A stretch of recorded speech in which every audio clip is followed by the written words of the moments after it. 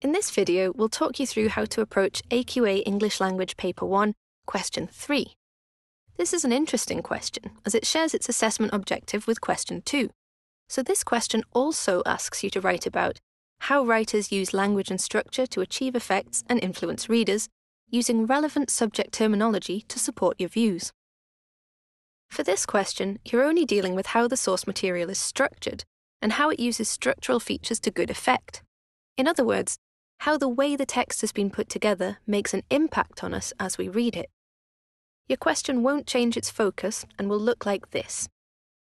You'll be asked to look at the whole of the source text and write about how the writer has structured the text to interest you as a reader. You'll notice this is an 8-mark question, so that's something else this question has in common with Question 2, as well as sharing the same AO. And in fact, the mark scheme is almost identical. Have a look at an extract from both mark schemes side by side. Can you see how the descriptors and the bullet points are almost the same, except for that key word for Question 3, structure? That tells us that the examiner is looking for the same skills used for Question 2, but this time with structural features and not language choices. So you need to be able to identify approximately 3 different interesting structural choices the writer has made. You wouldn't have time to do much more, and remember this is only an 8-mark question. Make sure you give a correct example of them too, or point out exactly where they are using the line references on the source.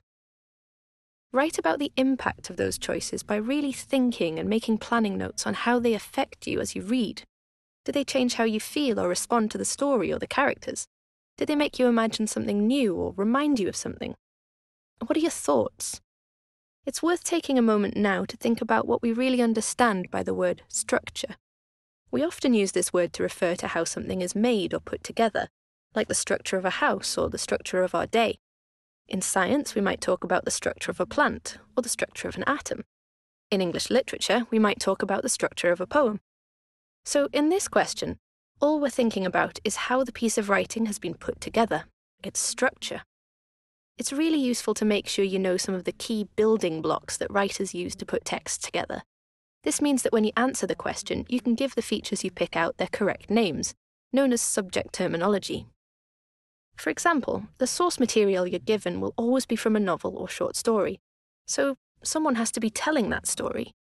The narrative perspective, meaning whose point of view the story is told from, is one main structural choice the writer makes. Do they use a first-person narrative or third-person narrative, for example?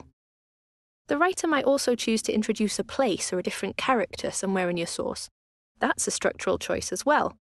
And whether they set the story in the past tense or the present tense is interesting too. That can really affect how we imagine the events. Sometimes writers let characters speak for themselves in a story by giving them dialogue. Again, that's a structural choice. Don't forget to look out for patterns in a text too. Sometimes writers repeat ideas, images, or key phrases.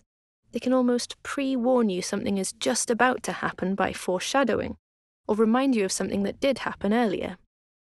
Sometimes writers throw in a sentence that's not even a sentence, maybe just one word or a paragraph with only one line in it, just to keep you on your toes. Always try to think about why things like that might be important to the story.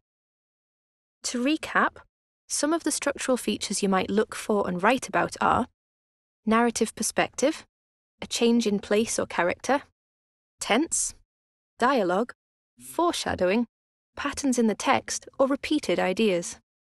We'll leave it there. Why not take a look now at the source material in the AQA style Paper 1 attached to this pod? Have a think about some of the things we've covered before you tackle the example responses pod for this question, and see what structural choices you can discover. Good luck!